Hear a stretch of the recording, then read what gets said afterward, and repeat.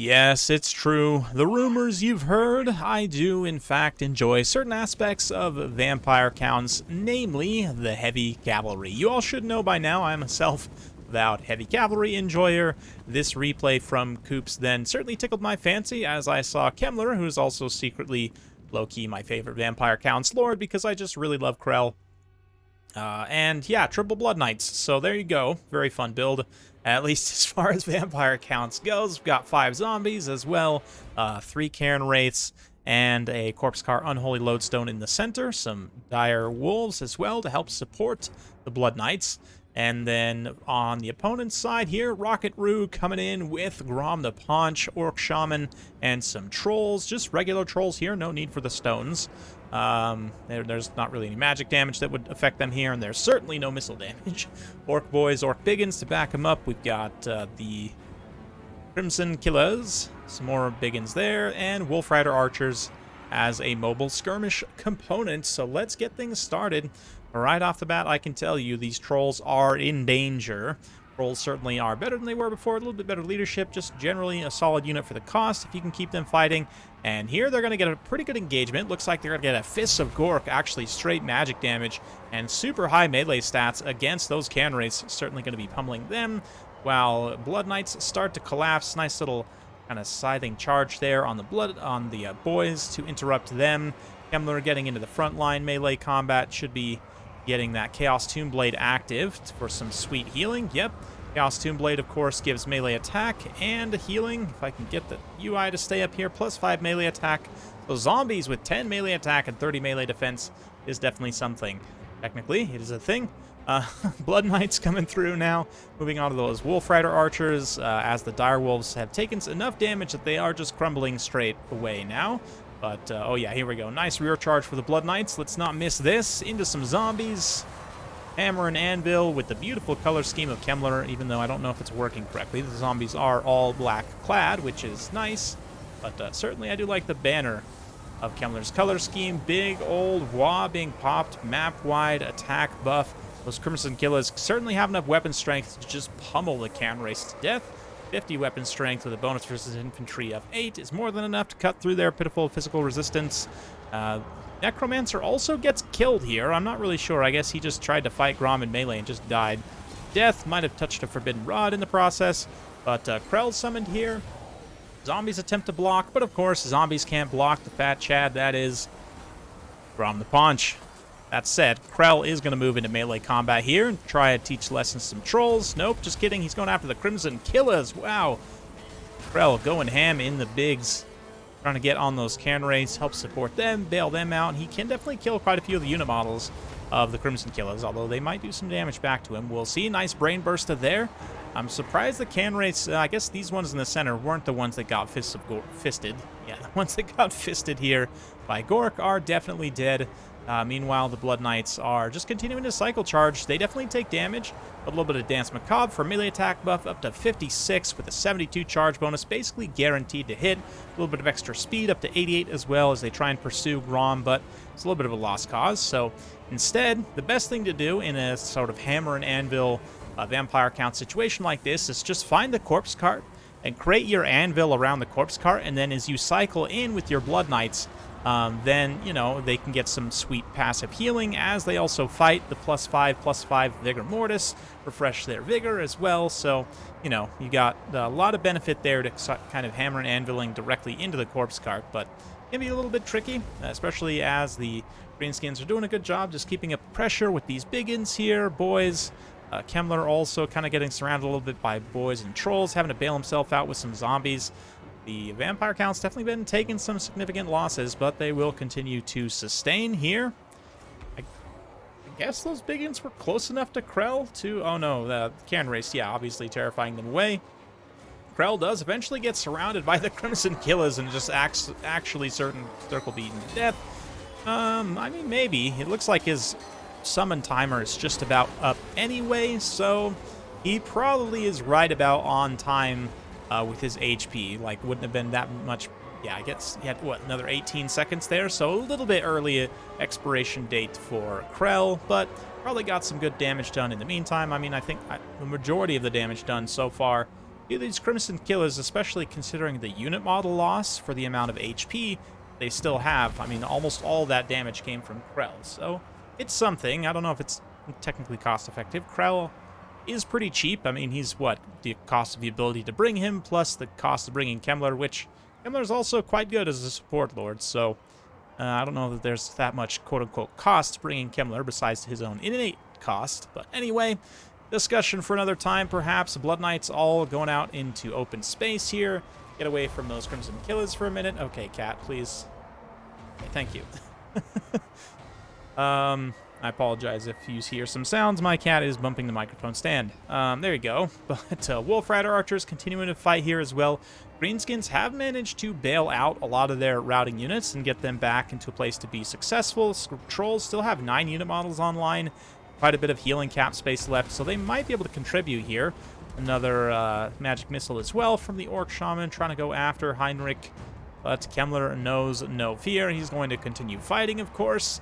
Things are looking a little bit grim, though, for the vampire counts. They need to start shattering some of these units, and the Blood Knights will do just that here, going out again in open space, catching the trolls, catching the Wolf Riders, all these squishy, large Greenskins units just getting punished heavily, and then the Blood Knights skedaddling on out of there before the boys can come to town. I guess maybe not. It looks like another unit of Blood Knights actually charging in the side here.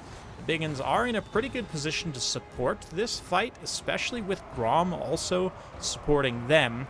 But at the same time, it is a sort of one unit of Biggins with some Wolf Riders in there. How much is it actually going to make a difference? We'll see. A little bit of a zombie summon there as Kemmler gets trapped in once again, as did his Necromancer bro. But this time, he's got a horse. He should be able to escape.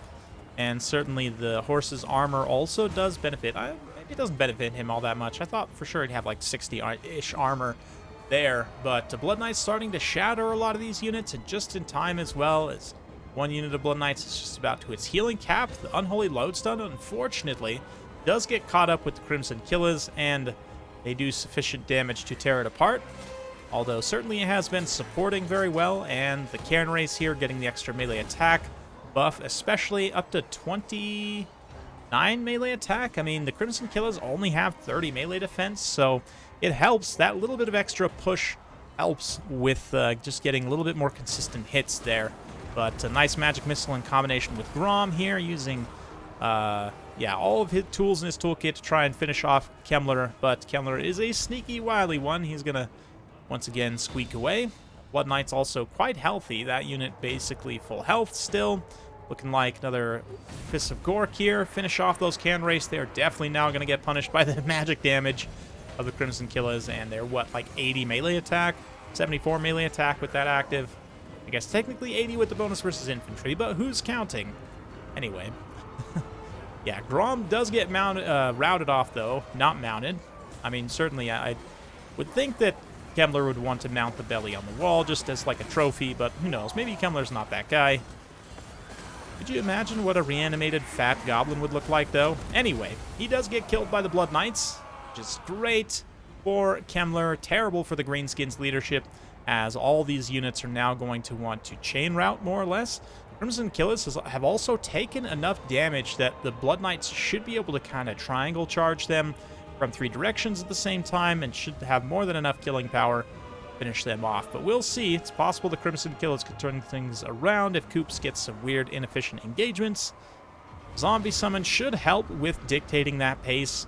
Of course, continue to drag them down. These Crimson Killers are already exhausted. Keep in mind that armor is heavily debuffed by that. Unfortunately, the the Corpse Cart's Vigor buff didn't give much benefit to these Blood Knights. They are all exhausted as well, but it looks like Greenskin's just gonna do army losses the old-fashioned way. There you go. So Koops managing to take home a win. Love me some triple Blood Knights. It's a lot, and these days, I mean, there might have been a time in the past where I would have said something like this is like kind of broken and overpowered, but as things are right now, generally, like, elite shock cavalry struggle in my experience. Like, they need to be used very well. Mid-tier shock cavalry seems to be much better in general. Like, Knights of the Realm are arguably the best cavalry unit in the game, in my opinion, just, you know, pound for pound. Obviously, you have something like Crushers that just severely outclasses everything else purely in terms of quality, and also has great support tools, but Blood Knights are still kind of in the mix, especially when used in a land battle situation against the right opponent in the right context. Here, they did a great job of seeing off those trolls, and arguably the Stone Troll's armor might have made it a little bit of a difference here against Blood Knights, but I don't know if the extra costs would have been worth it at the end of the day. Hard to say, but certainly the Blood Knights performing quite nicely.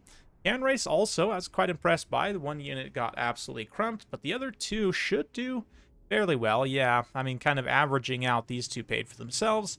That's nice to see. Zombies also, of course, going to trade very cost-effective, as always. Doesn't take much. And then the Dire Pack, another key unit. Just such a great ROR for Vampire Counts to have access to chase light cavalry and skirmish and such. Yeah, speaking of which, I mean, the Wolf Rider Archers, again, doesn't take a lot for these guys to be cost-effective. A little bit of a mixed bag, but about half and half there. Trolls, I like the pick. I mean, one of them does end up paying for itself, so it's hard for me to argue.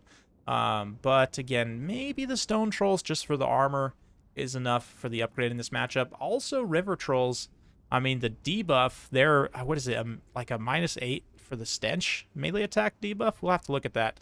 It could be useful also against Vampire Counts, considering they don't have that great of stats to begin with. You can really nerf them. Biggins, of course, going to trade very cost-effective in a situation like this, but yeah, losing Grom, getting him surrounded by the Blood Knights, definitely quite painful. But let's just have a think here as I kind of end this about Trolls. Fittingly enough, I have a modded Throg campaign looking at us all right here, but anyway. Yes, Trolls. For Greenskins specifically, the variants of Trolls you have access to, of course, you've got the basic cheap Troll. If we take a look here at Monsters and Beasts, for only 100 points extra, you get the River Trolls, which do have better melee defense, which is something to consider, definitely, especially against somebody like Vampire Counts. And then, of course, that melee attack debuff. Okay, only -6, but effectively, right, between the +8 melee defense and the +6, that's a 14% chance to defend against melee attacks, right, for the River Trolls. So that alone might be worth the extra 100 points, so they're not taking incidental hits, any incidental hits, really, against, like, zombies and skeletons and stuff. Then again, the armor, 30 armor for the Stone Trolls, and they also have more weapon strength. Granted, that's a 300-point upgrade, so it's a much more significant of an investment. Hard to say. Let me know what you guys think in the comments down below. Would you opt for River Trolls over regular Trolls, or would you go all the way up to Stone Trolls, or would you just go with something else entirely, like maybe a double giant or something?